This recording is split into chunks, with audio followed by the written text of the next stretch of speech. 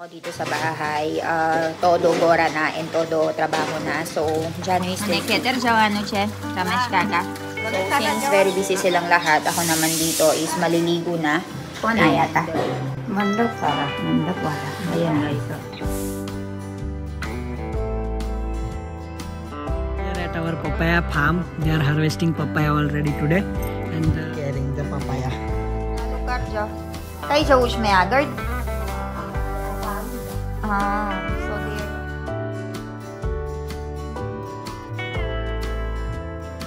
Sa kitchen, since naglilinis sila doon sa loob, nag-aalis sila ng mga for the vegetables. Sobrang tabang ng masala, guys. Lalabas muna ako. Grabe. Naniniksik sa lalamunan.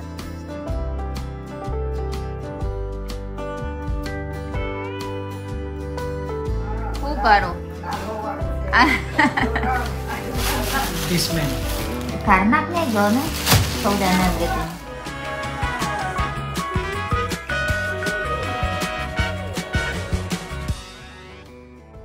Good morning, everyone. So, another preparation na naman for my upcoming swimming month. And kakagising ko lang. Yung mga kasama ko dito sa bahay, todo gora na and todo trabaho na. So, January is still sleeping. Pero si Mela, nagpunta na siya sa farm. And meron nang dumating na iba't ibang mga tao dito sa bahay. Yung nag-stage decoration dumating na. I'll show you if andyan na sila. And I mean, pinainom na siya ng kape, ng chai ni mommy. Pero pakita ko sila sa inyo na ina-inspection yung lugar. And nandito na si Sonal Masi. They're cleaning this, anong tawag dito? Mga containers. So, ayan, they're cleaning this mga lalagyanan namin ng mga snacks. Kang kumasi, keuche. So, aramesh kaka, kemcho. Paruche. Ay, yeah, Sonal Masi. Sonal Masi is right over there, busy. So, ayan, nililinis nila. Ayan yung laman ng mga lalagyanan na ito, guys. Nilagay na nila doon and binibilad. So, yan yung isa sa mga preparations namin sa darating na Shriman. Kemcho, Sonal Masi. Bow kam chem na, hene. Ane keter jawanu che, ramesh kaka. Ramesh kaka jawanu se keter. Ane tame beu gerak ko diwas. Ako diwas. Ko jada parwano. Jada parwano dapat hawana. Baraban. So, yun daw yung gagawin nila. Ayaw daw sila ng mga agiw-agiw. And mag-ano ng mga ito. Ano naman tawag sa mga to? Box, containers. Ayan. So, si Kakumasi is the one cleaning it. And then, Sonal Masi is the one drying it. And siya yung nagbabanlaw. So, ganyan lang. So, since very busy silang lahat, ako naman dito is maliligo na. And magpe-prepare na. Kasi sobrang daming dumadating na tao dito sa bahay namin. And then sobrang daming dumadating na tao. Kailangan lagi kang prepared and presentable. So maliligo na ako guys. Kukuha na ako ng damit ko. Kona yata. Mandap para. Mandap wala. Ayan guys. So, ayan sila. They went to check the area right over here. So dito yata sa mismong area namin gagawin. Ayan sa mismong harap ng bahay namin.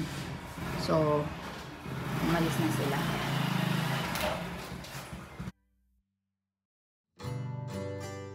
Hello guys, again we are here at our papaya farm. They are harvesting papaya already today, and the banana plant that we was growing, it's already this big. Not so big though, because papaya is still growing. Like that. We already harvested lot of papaya. This is all extra profit now. Every single papaya is extra. We didn't expected that the papaya will stay this long, but it's growing very well. So yeah, and then after the papaya is finished, we will harvest the banana plant that is growing right now, like this. Those ladies are working, carrying the papaya.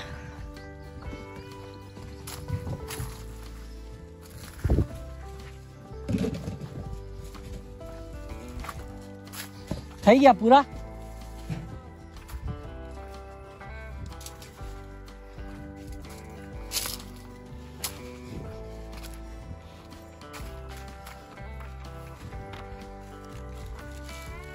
That's all the papaya that is harvested.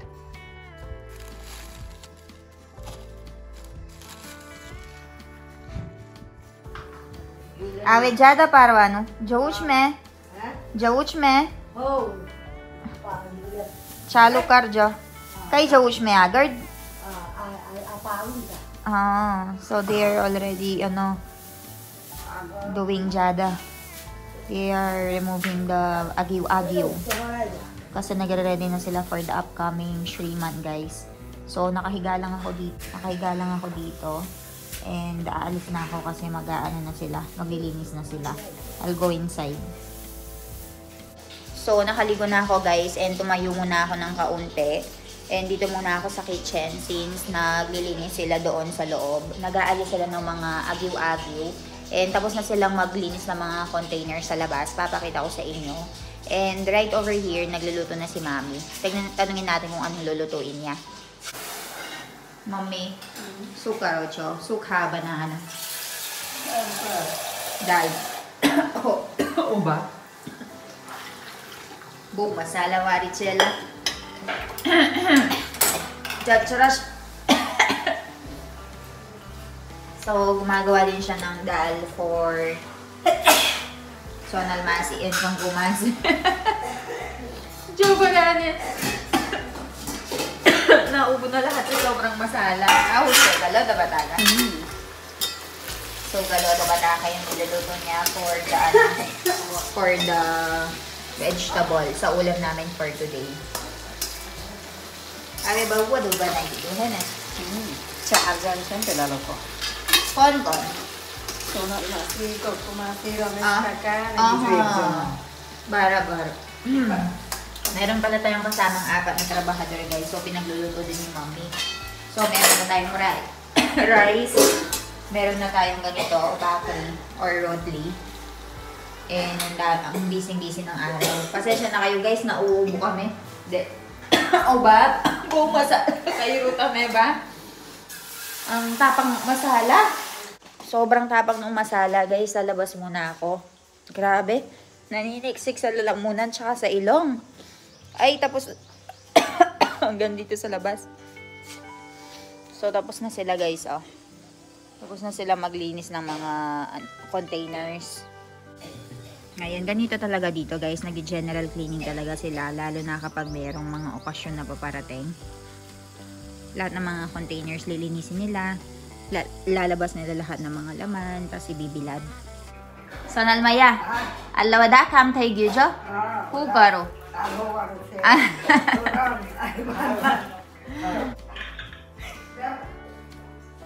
So much work. Nilan, madad karni awe. Hukam garas. They're doing the kangkotri. Not kangkotri, cards. I'm just playing right now. Not doing anything. How many cards you have to distribute, show them? This man. Kanak niya, John. Show them everything. So, right over here is Jano then busy writing. Ang dami. Susulatan lahat nila yan and we are only finished with this. And then this is This is finished only. Yes. Not even half. जल्दी कर ली ता जानू फास लखनी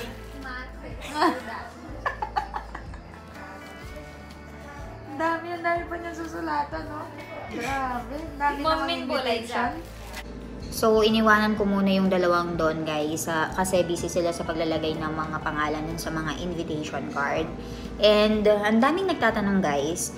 And, sobrang dami kong nakikita mga message and mga parang comments ba na sinasabi na ginagawa ng katulong yung mga Filipina dito sa India. Actually, sa tagal kong nag-vlog, ang daming beses ko nang natalakay ito. Pero sobrang dami pa rin talaga ng mga tao na sarado talaga yung pag-iisip pagdating sa bagay na ito. Kung lagi kayo nanonood ng mga vlog namin, siguro alam nyo na matagal na akong matagal na ako dito rin. Siguro hindi naman as compared sa iba. Pero 2 years na mahigit ako dito sa sa India. And nakikita nyo siguro sa vlog ko na nandito si Sonal Masi. Madalas meron pumupuntang mga nagtatrabaho dito sa bahay namin. And ang trabaho ko lang dito dati, lalo na nung hindi ako buntis, is pagluluto lang ng pagkain. So, pag-usapan natin guys, kasi sobrang dami din talagang naku-curious kung magkano ba yung binibigay namin na sweldo kay Sonal Masi at saka sa mga sa mga nagtatrabaho dito sa bahay namin. So, first of all po, yung sweldo dito sa village, actually, halos isa lang siya. So, tinanong ko nga kay Milan kung same ba yung binibigay namin sa binibigay ng ibang tao. So, yung pinapasweldo namin kay Sonal Masi kapag nagtatrabaho siya dito sa bahay namin, every month, dito sa village guys, is 1,000 per month. So, yun yung normal na range para sa 3 oras na pagtatrabaho. Kasi hindi siya katulad sa Pilipinas na yung trabahador namin dito is stay at home.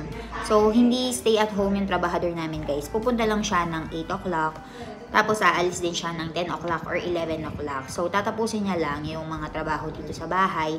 Kagaya na lamang ng paghuhugas ng mga plato, paglalampaso, pagwawalis. Tapos, kung merong mga occasionally na inuutos si mami sa kanya, gagawin niya lang yun. In terms naman sa, guys, pagdating naman sa mga nakatira dun sa city, iba-iba siya, guys. Since nasa village kami, yung cost of living dito sa village is, syempre, mas mura kumpara sa city. So, yung sweldo sa city, mas mahal. So, meron din ako mga kakilala, especially sa Surat and Ahmedabad, which is very big city here in Gujarat. And they are paying 600 to 700 hanggang 1,000 daw per work. Kung dito sa village namin, para sa trabaho ng 2 or 3 oras, tapos inuutusan ni Mami si Sonal Masi, binibigay lang namin sa kanya is 1,000 per month. Pero sa city, per work siya. Magbabayad ka ng 1,000 para sa maghuhugas lang ng plato, 1,000 para sa maglilinis ng mga banyo mo, 1,000 para sa maglilinis ng maglalampaso or magwawalis, ganon. So, every work, it depends kung ano ipapatrabaho mo sa kanila. So, tinanong ko din si Milan about dito, and yun nga din yung sinabi niya sa akin. So, kung gusto mong wala kang gawin sa bahay mo, edi patrabaho mo sa kanya lahat, and then you ask him to do 7 work. Like, itong trabaho, lahat ng trabaho na ginagawa mo sa bahay, patrabaho mo na sa kanya. Magbigay ka na lang na 7,000. Come here. You explain to them. There is one difference. In city, it's only purely professional. They don't care what's going on in your life. In here, we care about Sonal Masi's family. We give them food. Yes. Then we take care of them when they are ill or their hospital costs, stuff like that. So it's different. Okay. So that's the difference, guys. Even though we are only giving 1,000 per month. Right now, Juman Masi is ill, right? And we are giving snacks. Yes. And Milan is personally going to the hospital to assist Juman Masi. So that's the difference. Look.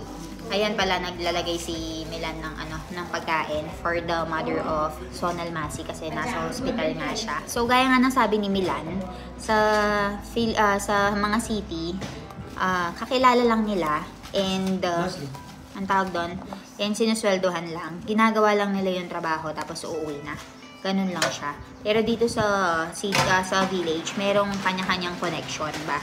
Parang attached ka na sa kanila and part na sila ng family mo. Ganun siya, guys. Hindi ko lang alam sa ibang city, guys. Like Mami, atar mo siya paano Juman Masi?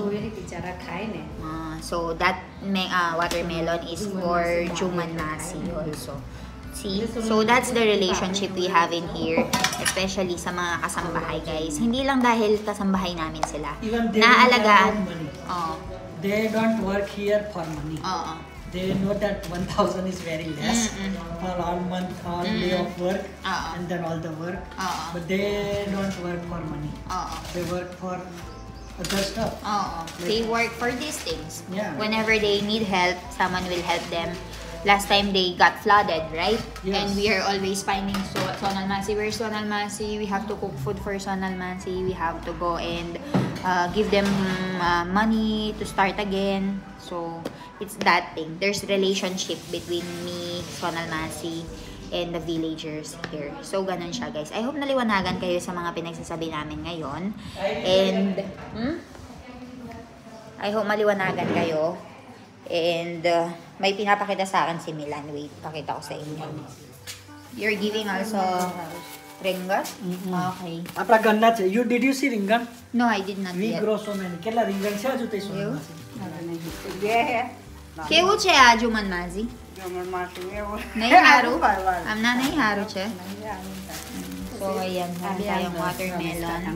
Meron tayong papri. And meron tayong eggplant. Ayan. Rabeshaka, Kemcho.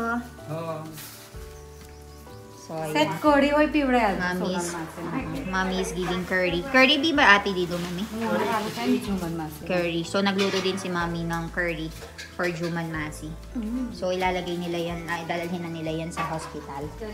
That's why Sonal Masi came here to pick up. Let me show you ringan. Let's go. એને લઈ જાય બિનર મેં તું એને લઈ જા નાઈલી નાકે થાય. હું લાકડી થાય ખાલી ચાલવા છું. આ મેં તેદાર પડી દીધો મેં હાથ પકડું છું. Wala. અલી એને Mami. ખાલી બહાર આરામ થોડું માઇન્ડ ફ્રેશ થાય થોડું એમ. માઇન્ડ ફ્રેશ કરવા. Mommy is not allowing me to go outside, but Milan is bringing me out for mind fresh. ખાલી પકડી ચાલ એટલી. ખાલી માઇન્ડ ફ્રેશ થાય થોડું બહાર ફરતા. So, titignan lang namin yung eggplant dito, guys. Because I've been sitting all day inside the room. So, Milan wants to bring me here sa backyard para ma-mind fresh daw ako. Which one? There was so many eggplant. Sonal Masi just harvested today and get it. For Juman Masi. Look, it's growing. Some are still growing na. It actually helps na, Look. having this a lot of eggplant. Oh, eh. And look, one very big here. Oh, wait. Okay, that's the mother eggplant, I think. Ayan na.